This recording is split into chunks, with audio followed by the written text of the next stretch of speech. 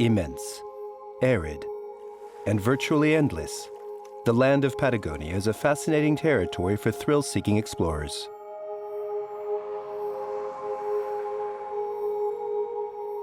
Located in the most southern part of the Earth, everything here is extreme. The climate, the lakes, as well as the huge ice and snow-covered sceneries. With its 48 glaciers over a 220 square mile stretch, the southern Patagonian ice field is the third largest ice cap in the world, after Antarctica and Greenland. A strategic soft-water reserve for South America, it also represents a risk for the planet if all the ice were to melt. These glaciers remain particularly difficult to reach, making them hard to explore and study. Two Argentinian glaciologists have taken up the challenge. In order to reach these glaciers and reveal their last secrets, they must embark on a bold trip which will last several days across the majestic and wild nature.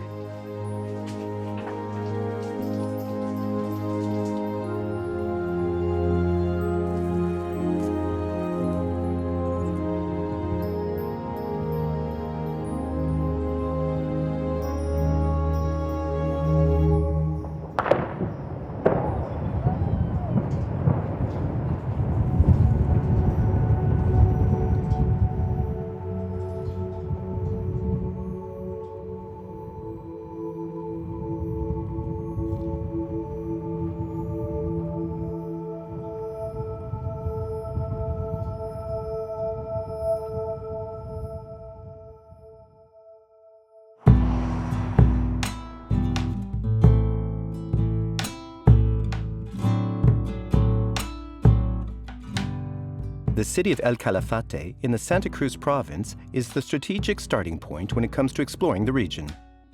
It's located close to the Glaciers National Park, listed as World Natural Heritage in 1981. A very strong westerly wind often reaches daily speeds of over 105 miles per hour. The wind is an integral part of the region's panorama. Horses were introduced by the Europeans. They quickly became the ideal means of transport for Patagonia. And to this day, they remain a faithful companion to local residents.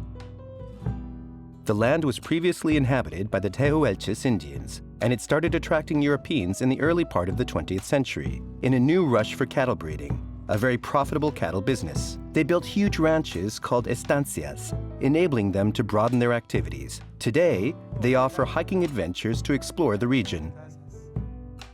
How are you? I'm fine. Lucas and Pierre, the two Argentinian glaciologists, travel the Argentinian land to monitor one of the country's strategic resources, glaciers. The melting appears to be accelerating for the past several decades. Nicolas is a French photographer who has settled in Buenos Aires. He has initiated a project dedicated to the Andes and the estancias rural lifestyle. Jackie will be their guide. She knows the area perfectly. Partially covering both Chilean and Argentinian territories, the Southern Andes glaciers are an exceptional source of clean water for humanity. The scientific community is currently evaluating the threats posed by global warming on these pure water reserves, in order to better anticipate its effect in the years to come. You're Argentinian? Yes, from the town of Bariloche. Ah, from Patagonia then? Yes. Great. And you're French? Yes, I'm French. I've been living here for 10 years, but I come from Chantilly, which is about 25 miles north of Paris. Hey, Pierre, I meant to ask you, is your name actually Pierre or Pedro? Because Pierre is a French name. My parents are French. I was born in Argentina, but my mother's from Paris and my father is from the Alpes region. All right, so we can speak in French. That's great. Amazing, what a coincidence. Here's the map. Let's take a look then. I'll just put this here. A very detailed map indeed. Yes, it's an image taken by satellite. It shows the whole southern ice field. The satellite imaging cannot answer all of our glaciologists' questions, so they decide to reach the remote glaciers by land, after a trek lasting several days. Let's use this map wisely. So we first follow the southern stretch of Lake Argentino in order to reach Lake Frias. The southern stretch of the Argentina Lake is an area we've been meaning to explore for a while. We're able to reach several spots on the ice fields, in particular on some smaller glaciers from surrounding mountains. But the southern part remains hard to access, and we've not been able to explore it yet. One of our missions as glaciologists for the Argentine Institute of Glaciology is to establish an inventory of all the country's glaciers. This project is linked to the Glacier Protection Law. This law obliges us, as an institute specialized in glaciology, to do an inventory across the whole country of Argentina.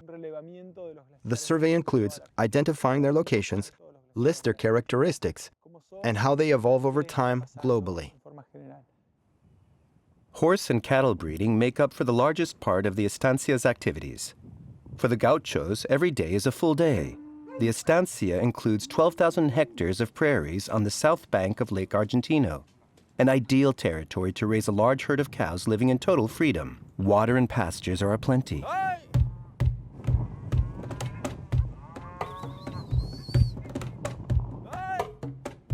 The day ends and the cowboys must round up the cows to bring them back to the estancia.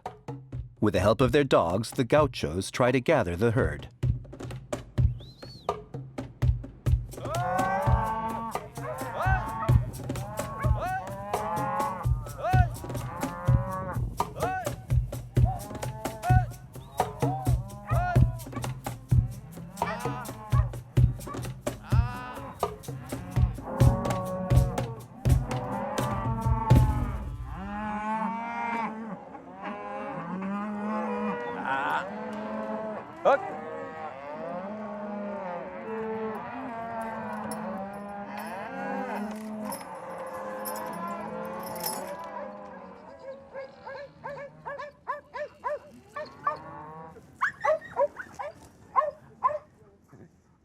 Last one. This way. Nice one, lady. You make a good cowboy.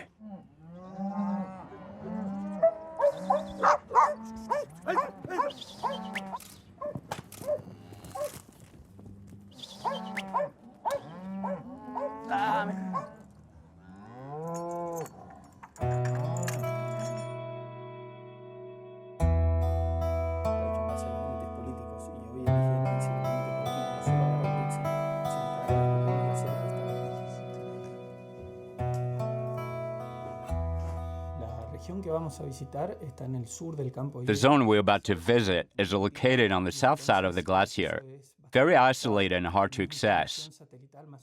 Our satellite images are more or less recent. All these maps were made from snapshots dating back to 2005. This means that all the data we possess and we gathered from remote photography is pretty much up to date.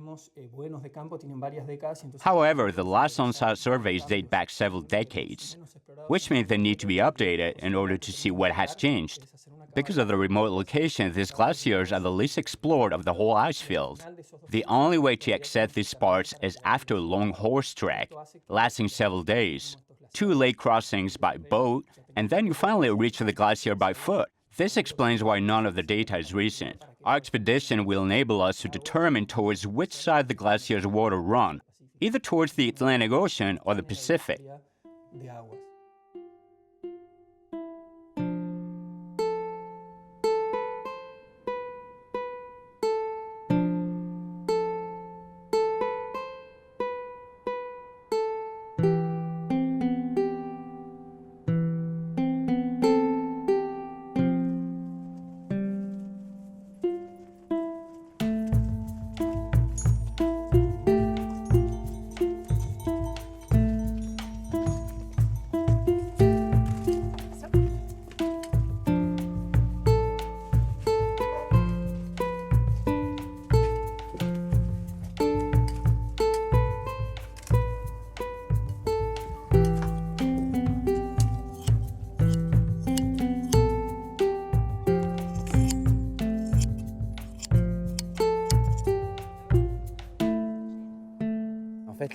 Basically, the idea is to discover the whole world of the estancias, the Patagonian ranches here in the Calafate, as well as the work of the gauchos, how they work with horses and the nature surrounding them. I'm trying to capture these kinds of images during this week here.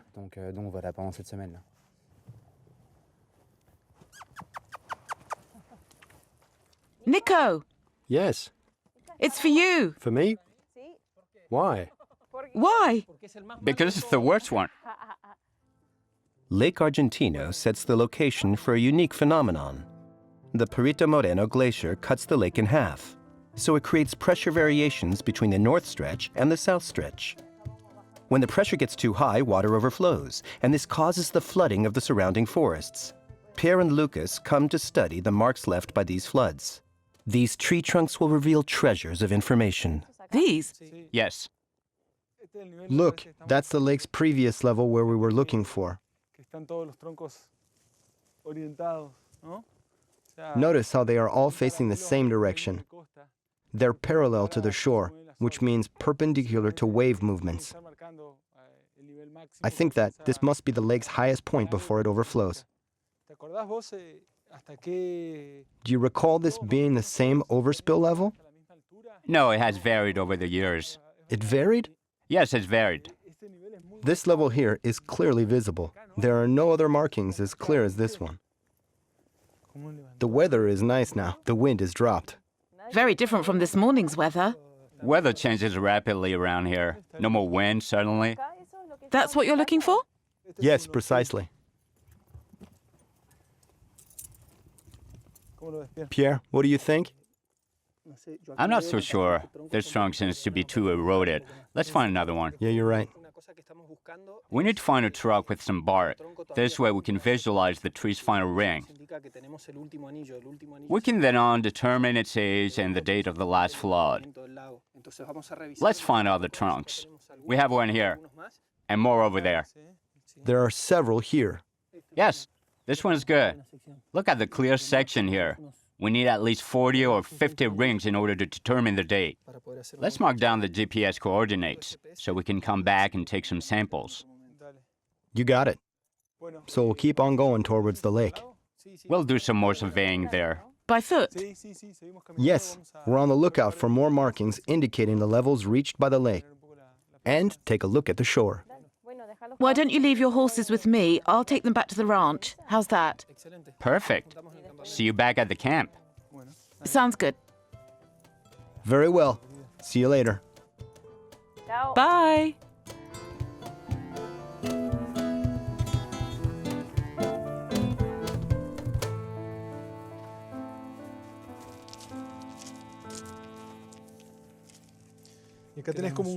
Here you can observe the area's geological diversity. These stones come from different layers. Some are volcanic. Every stone dates back to a different era, right? Yes, here they are all mixed. Some of these rocks are from the volcanic age. Others are more recent. Take a look over there. Those great isolated boulders. You told me about those. See? You have rocks that big. It means only a glacier could have moved them, unless they were brought here by an avalanche.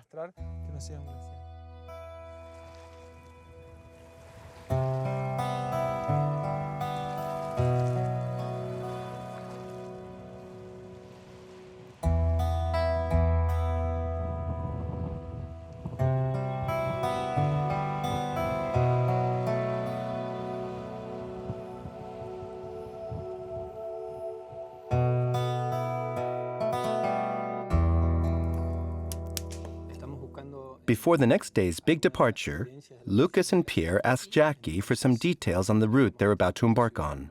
They wish to pursue the work started on the lake's shores and find more clues on the glacier's previous positions. Also, get a better idea of the ice shrinkage that has taken place during the past centuries. I've got a pretty good idea where we can find that information. We'll just go there and see if we can reach it. Perfect. Jackie, I have a question for you. I didn't have the chance to ask you until now, but you have an accent, right? Yes. If I talk a lot, you can tell. Your accent isn't strong at all, but I noticed it slightly. I'm a Yankee. I'm North American. Ah, American. Yeah, from the United States. Where exactly? I was born in Detroit. Had you noticed her accent? I didn't notice a slight accent, yes, but it didn't strike me. I'm the most local American you'll ever meet. That's a first for me in 12 years in Argentina. The beret, the clothes, we both fell for it. She's even more Argentinian than you.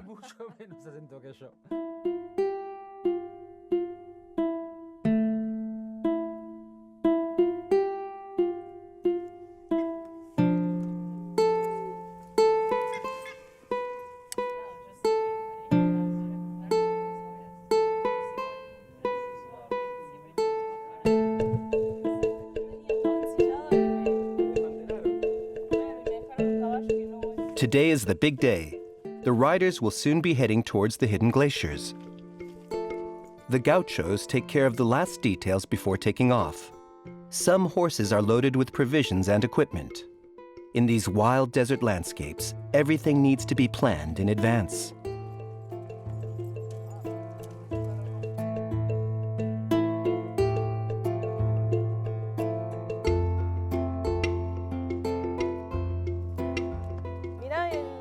Look how lucky we are with the weather. Splendid. Another memorable day. Yeah. What are the names of those glaciers? Those are the Cervantes Glaciers. That's Mount Cervantes. Amazing. We're about to cross the barrier. We'll follow the southern stretch of the lake from the left. Great. Let me know when you see those formations you want to study. These glaciers are really huge. And that peak opposite us? That's Adriana, Adriana. the Adriana Peak. Those are much smaller mountain glaciers. That's correct.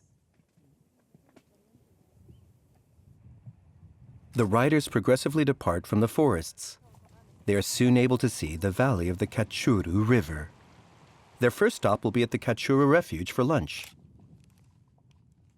The idea is to take shots of all the glaciers. We have very large glaciers descending on the ice fields, from the large plateau up there behind. You can also see much smaller glaciers back behind there, for example, small mountain glaciers.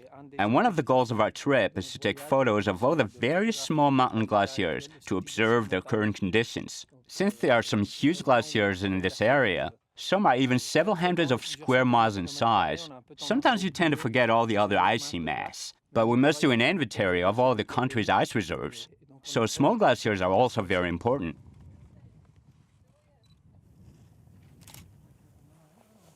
For lunch, a typically local dish, meat sandwiches. In this recipe, meat is thinly sliced and cooked in a cast iron pan over a wood fire. Vegetables and fresh herbs are also added. Argentinian meat is a connoisseur's favorite. It is also one of the country's main resources. Images of bull herds freely crossing the pampa have contributed to its reputation. What else? Mate? Where is the mate? And its straw? There's one there. And the herb also? Yep. Mate is the national herbal drink in Argentina. It's also an institution and a pastime. You can drink it alone or with a group of people, and this at any time of the day. It then becomes the drink of choice for exchanges and conversations amongst guests. The mate! Be careful, the water is hot. Very hot. Denny, you must tell us why they call you the Martin. It dates back to when I played soccer at school. Really? You were so fast? Yes, I played on the right wing. They called me the Martin because I lurked near the goalposts, ready to score. Lao Chin, the gaucho who accompanies them during the expedition, knows this area well. He spends months in nature for professional reasons, taking care of animals and looking after the refuge. You dedicated your whole life to... To the ranch. Yes. Yeah, I started when I was 14 years old. I'm now 51. In the countryside, you learn every day, and I love it. I've always loved it. It's very tasty. Do you like the presentation also? Good presentation. With a little wine as well. That would be perfect. For sure. A good red wine.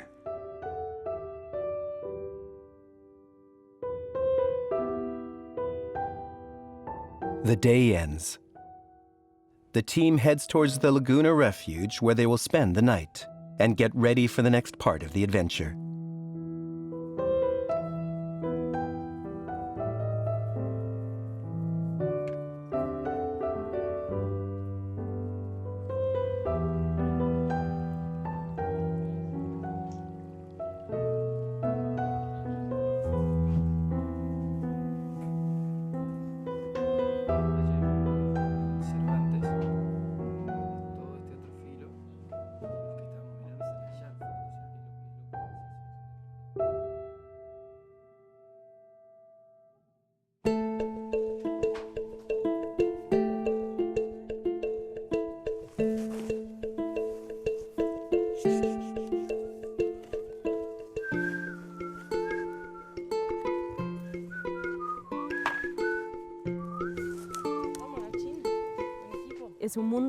It's a man's world, I'm not going to lie to you. I was naive and I didn't think that it would bother anyone. In the US, in the countryside, we see women riding horses very frequently. Actually, more frequently than men. So I envisaged myself as a cowboy, believing that it would bother no one. I must say, everyone here has always been so wonderful towards me. For them, this is a new thing, to see a woman do this kind of work. They often offer to saddle my horse, but I refuse.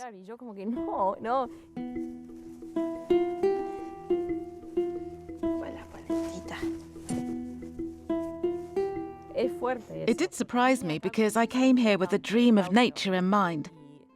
I dreamed of becoming a gaucho. And I had this romantic idea of Patagonia, which many people have fantasized about. It was only later on that I realized that in spite of my real desire to integrate, I would never achieve that totally.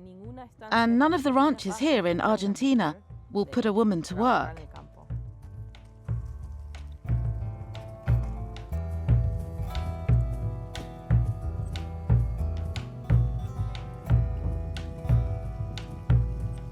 One of the gaucho's tasks is to keep an eye on the horses once in the wild. In spite of appearing wild, these horses are not. They simply haven't yet been trained to be in close proximity with cattle. They can quickly become very scared and dangerously kick in defense.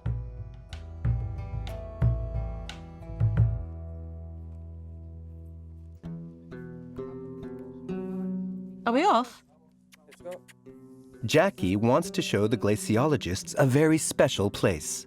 She will show them this surprising spot with the hope of finding answers to the questions she has also been asking herself.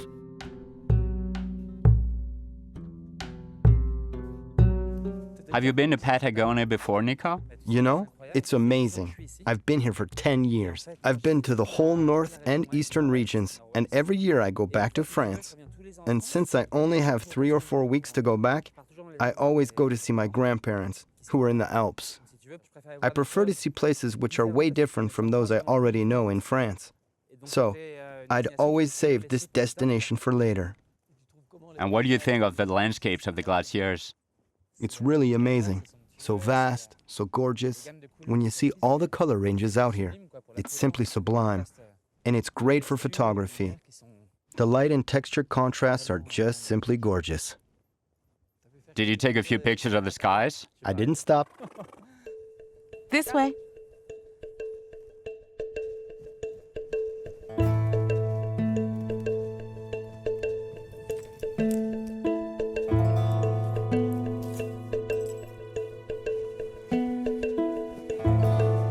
The path's slope is too steep for the horses.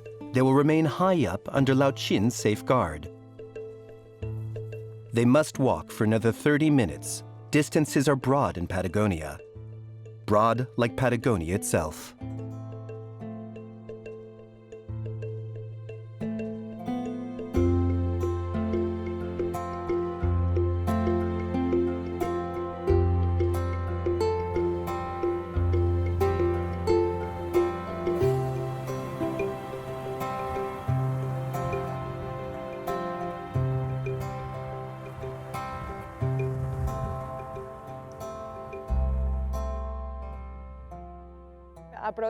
Thanks to your presence here, I should find answers to my questions. I've always said that this rock here was brought by a glacier. Then water infiltrated these cracks, and after many freezes and temperature rises, the rock's size changed several times until it finally broke. You are correct. A glacier brought it here. It left it on an unstable spot. Here, there was a rock buildup, and here, a river gushed through and got the land to shift. Try to picture this. The passage of a river can apply such pressure on a rock, it can make it tilt and fall. Then it ends up broken into pieces. When the glacier deposited it here, there might have been some ice underneath it. Then the ice started to melt, and suddenly all the pressure contained in the rock got released. Notice that on this side of the fracture, the rock has moss and lichen on it. This means it has been exposed to fresh air for quite a while now, for nearly as long as the rest of the rock, because there's much lichen all over it. I wasn't there, so I can't say for sure if that's what happened. Scientific explanations aside, this place has something magical about it, I believe. There's something very special about this place. What's more, we know that it's not far from other rock buildups, and it's all by itself, all alone, and surrounded by nothing. Yes, and we always see wild bulls around here. I told you, this territory is theirs. Sometimes along the track we walk down, you can see 10 large bulls pretending to block the passage. So I started imagining all these stories, like how special this place was, of course. It even has wild bulls as guardians. Also, the tall grasses that move with the wind, they look like waves. It's all very peculiar. Absolutely. And it's all just for us. That's right. I changed it. Shall we go see the fracture? Okay. I want to go through that hole there. Okay. Glaciers are able to move gigantic rocks and carve out entire valleys. During the last ice age, glaciers covered this whole region and completely shaped the landscape to the slightest details.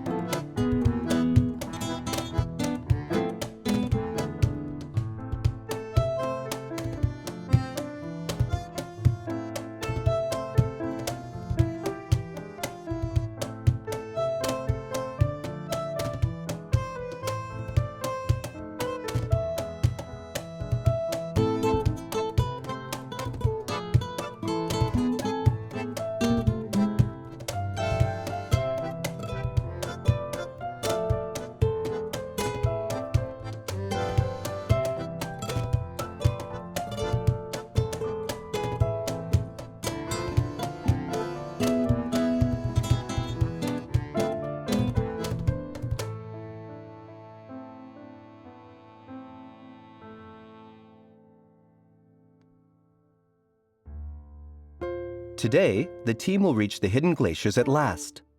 The glaciologists are impatient, but the capricious Patagonian climate could jeopardize the end of their trip. This has caused some worries. Guys, would you like more toast? Sure.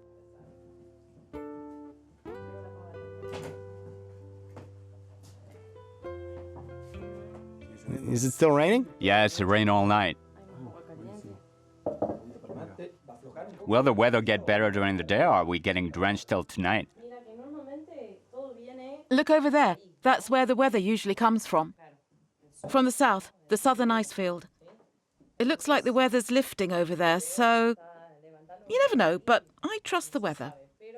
Rain in the morning, clear skies in the afternoon.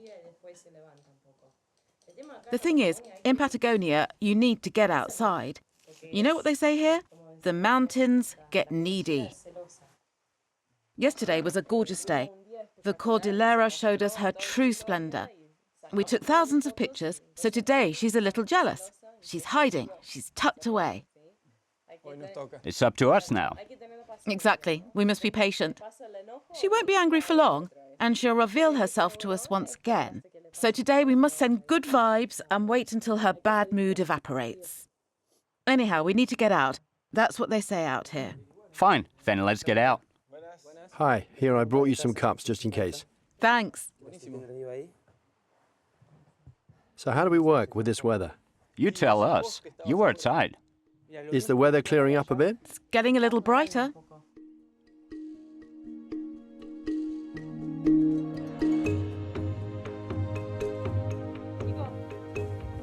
Guys! Wow, that's gorgeous. I told you so.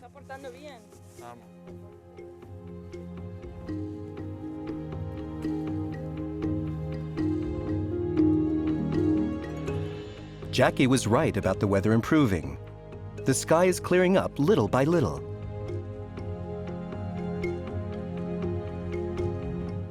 Pierre, Lucas, and Nicola reach the boat on foot for their first lake crossing. Juan welcomes them all. He will guide them to their destination. Hello, welcome. How are you all?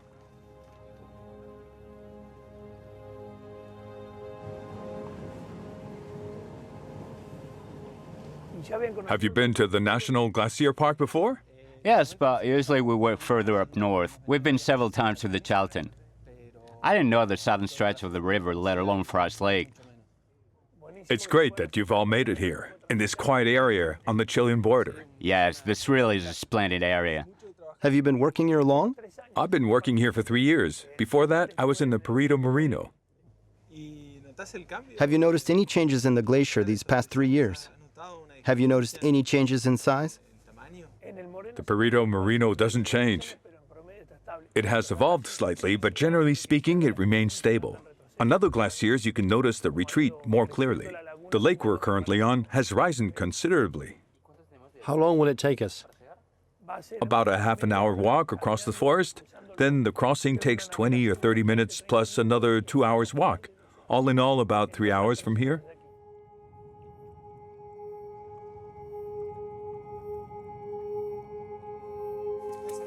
Thanks. Bye, thanks.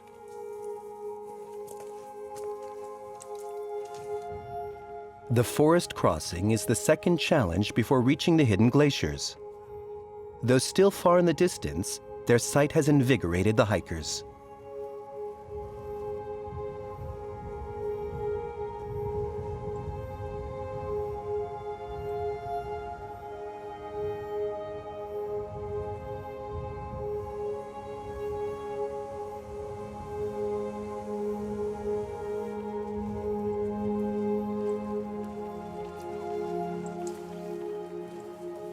The forever-changing Patagonian weather has jeopardized the dinghy crossing. Very strong winds suddenly pick up, but finally, after a few security checks, the captain gives the go-ahead for the crossing.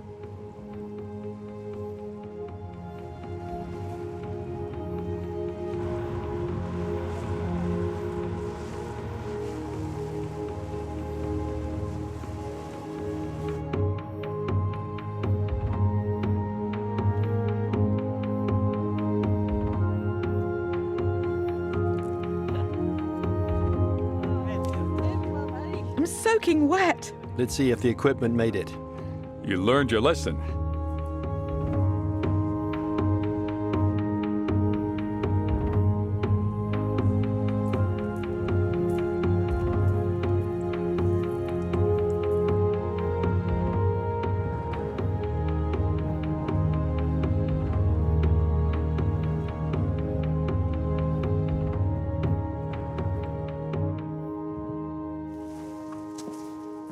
Look, Pierre, Yes? that's the riverbed. The one we saw on the map. See that? It's completely dry. Yes, you can see it clearly here. Obviously, water doesn't run here anymore. The change in the water's direction is blatant.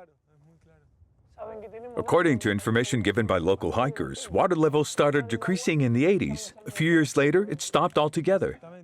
Exactly. When the glacier's waters changed their path, all the water that flowed through here and into Lake Frias was diverted to Chile. This means the Chilean side saw a rise, and this side ended up completely dry. You can tell water hasn't flowed here in a long while. This is due to the ice retreat. The glacier has receded. Fascinating, isn't it? This is precisely the type of information we were lacking. Our idea was that water flows has indeed changed, but we wanted to double check. Coming here has proven this correct. Perfect. Very good. Let's go. Let's go a little further.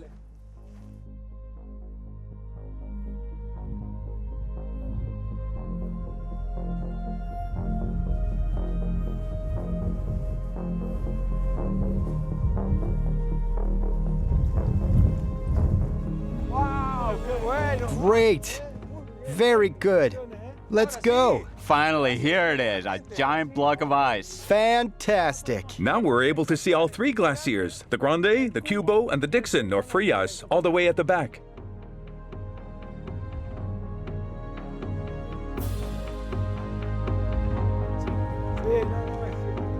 This is precisely where the river's change in direction took place, and this must be the river's old bed. Yes, right there. Down there, the bed, we can see it. It's phenomenal. You can clearly see the old level where the lake used to be before the change in water flow. You especially notice it in the sedimental variations, thin at the bottom and thick on top. The amount of ice is really impressive.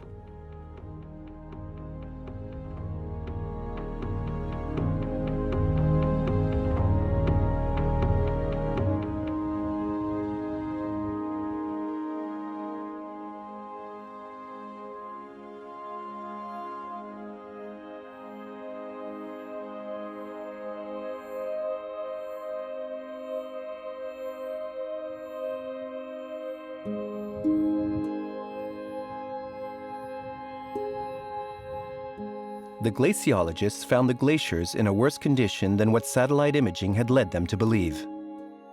Until 1985, the area's main two glaciers, the Frias and the Dixon, were merged into one.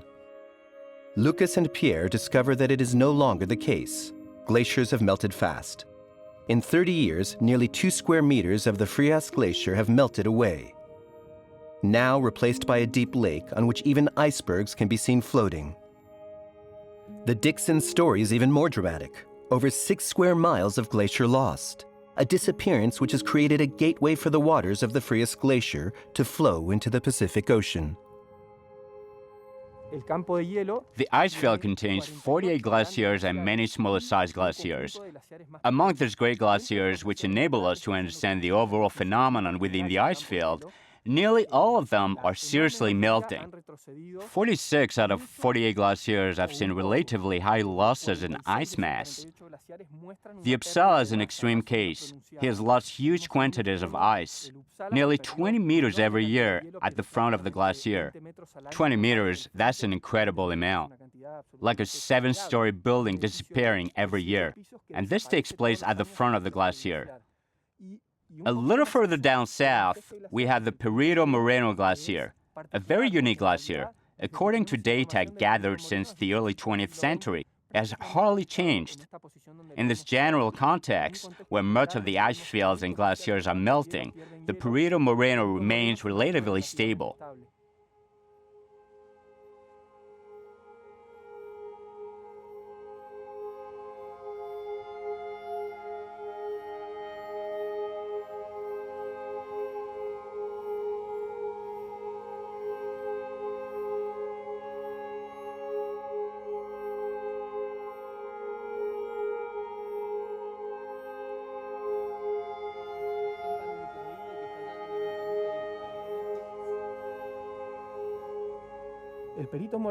The Perito Moreno is unique.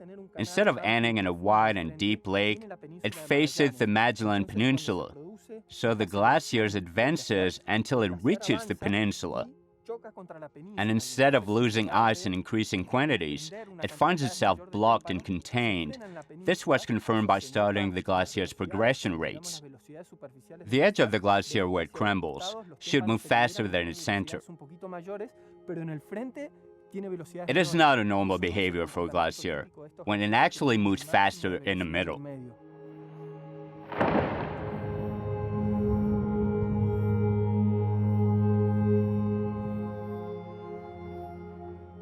Just like all of the glaciers, the Perito Moreno melts in parts. The Magellan Peninsula slows down the melting and it prevents the glaciers from liquefying fast, and particularly on the superior part of the glacier.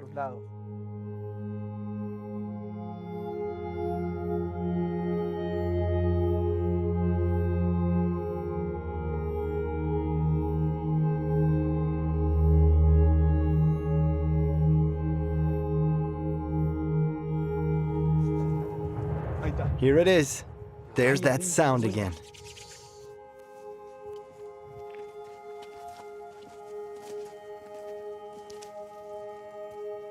Danger.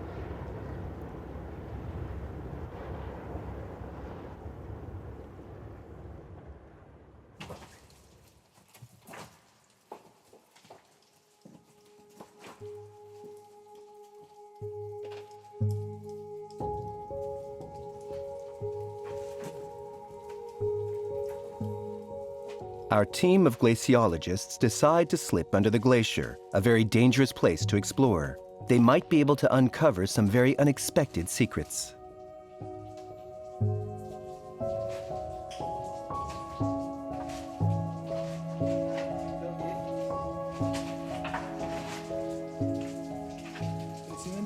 It's amazing how each crystal is clearly connected. I'd never seen that before. Neither did I. This is like a 3D effect. You see each crystal's outlined very well, the large ones and the small ones. It's like an ice marble. They all have a unique shape. Totally amazing. Notice how all the sediment is trapped in the ice. There are bubbles, everything, the cracks. Look at that sediment layer. Yes, you see it well. All types of matter, from sand to the larger blocks. Water has shaped everything. I want to take this one back home. Let's see if there are more like this one. Go for it.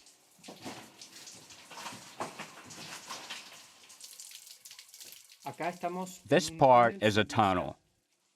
When the glacier moves forward, it leaves cavities behind, often carved by water itself. You can see the smooth walls that indicate where water was circulating. We're currently under the ice, right under the glacier. At this point, there are about 10 meters of thick ice right above our heads. You can see how it was formed from underneath and its effect. For us, this place is like an open sky laboratory. You can find here all the specific cases you read about in books. The rocks that were brought here by the glacier, the rocky built-ups like what you see over there, there's everything. Sediments of all kinds, large, small, and fine. Everything you read in the books, you can literally touch here. You can see exactly how everything came to be this way, all from underneath the glacier to me. It's a little risky under here. Luckily, we're on the glacier's edge, so it doesn't move that much compared to the front part of the glacier. We're being cautious. Here we have a larger cavity, and it's easy to access. We came, made some observations. Now we must leave fast so that everyone gets out safe.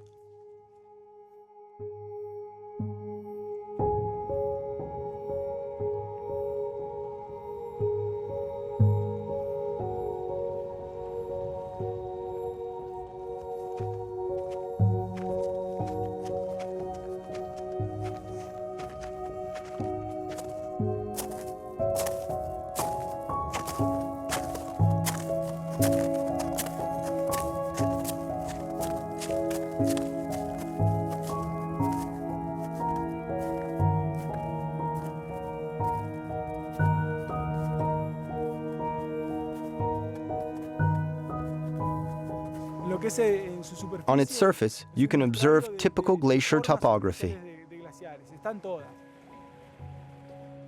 You can see cracks, natural grottos, well formations, and how the glacier's irrigation system is created by these canals, streaming through the cracks in the ice. It's really awesome. You never get tired of looking around. For new shapes, always something new to see. The Perito Moreno is a true jewel. Hey, look, that's the picket that Pedro planted. Perfect.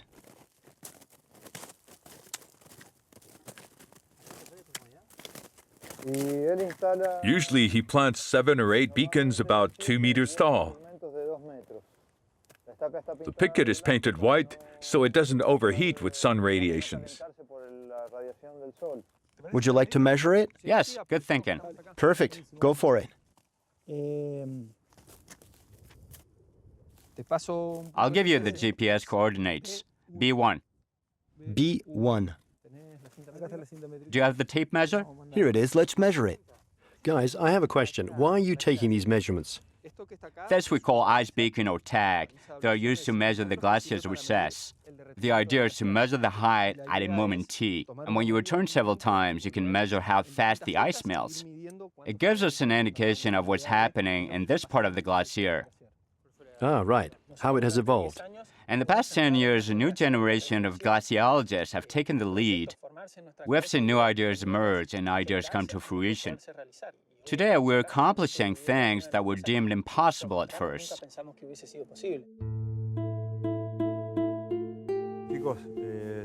Guys, looks like the weather's changing. See the sky? It's getting darker. Shall we proceed? Yes, let's keep moving.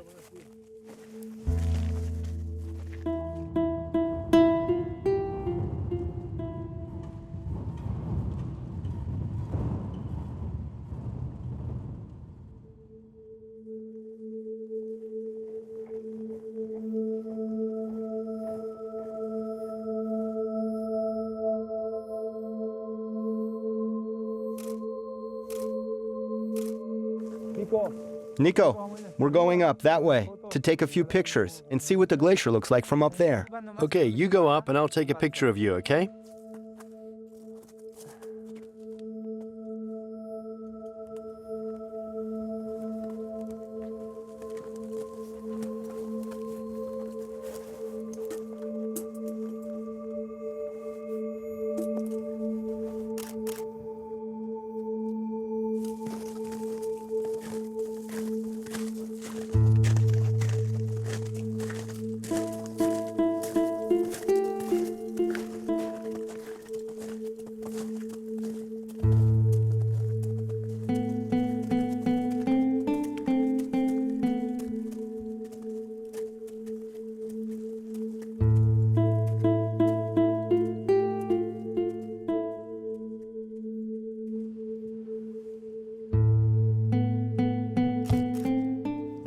The main consequence of global warming on the ice field is the rising of sea levels. Because it is such a vast ice field, the loss of ice is equally important. These huge quantities of lost ice, which used to be on the continent's surface, will end up in the sea. This area stretches over nearly 5,000 square miles. Year after year, a layer of ice nearly 1 meter thick melts forever. It produces so much water, its volume can be measured across all the oceans of the planet. This majority contributes to the global rising of the sea levels. We consider it an honor having this ice field on our territory. We are aware that it is also our responsibility to study it, to understand it, and share the knowledge for the good of our planet. It also helps other countries to react and take the right decisions when it comes to the rising of the seas problem. I'm going up.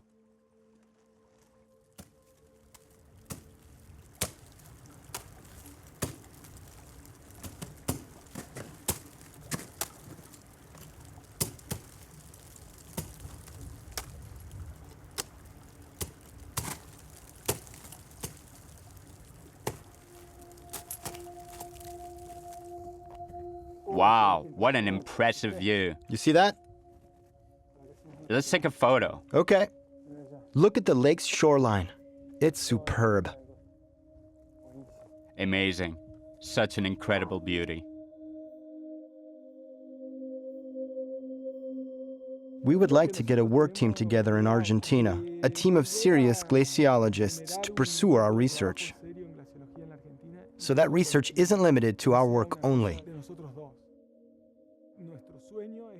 Our dream is that some will take over when we leave it. We can already feel a certain momentum. Several students are already following in our footsteps. On location, our team of glaciologists were able to observe the scale of the consequences of global warming. In just a few days, icebergs the size of city buildings can move several meters. The Frias was diverted over the years, and now it flows down a different mountainside. It used to advance towards the Pacific. Today, it heads to the Atlantic. Glaciers have been melting at an increasing speed. This has modified the landscape, but also the ecosystem. The Perito Moreno remains stable because of its unique surroundings, but this is a worldwide exception.